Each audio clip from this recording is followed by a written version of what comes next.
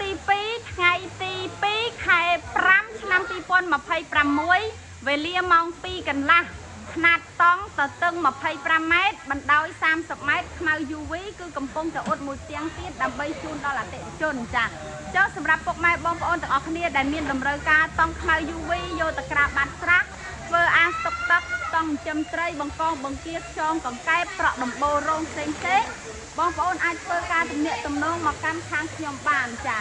អញ្ចឹងសម្រាប់ប្រភេទតង់ខ្មៅ UV នេះគឺខាងខ្ញុំអាចអត់ជូនពុកម៉ែបងប្អូនបានគ្រប់ទំហំដែលបងប្អូនទាំងអស់គ្នាត្រូវការ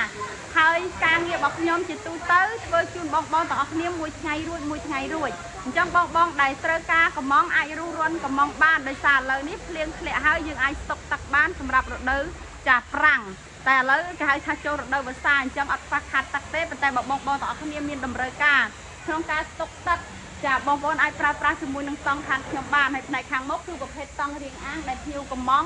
4x10កម្ពស់កន្លះម៉ែត្រចំនួន2ផ្ទាំងដើម្បីយកទៅដាំអាសូឡាចាផ្នែកខាងក្រោយគឺជាផ្នែកអ៊ុតនៃស្រះទឹកចាអញ្ចឹងຂະຫນាតដែលយើងកំពុងអ៊ុតនេះគឺទៅតឹង25បណ្ដោយ30ម៉ែត្រចាអរគុណច្រើនបងដែលបានជួយទិញខាងប្អូនចាសុខសប្បាយសំណាងល្អ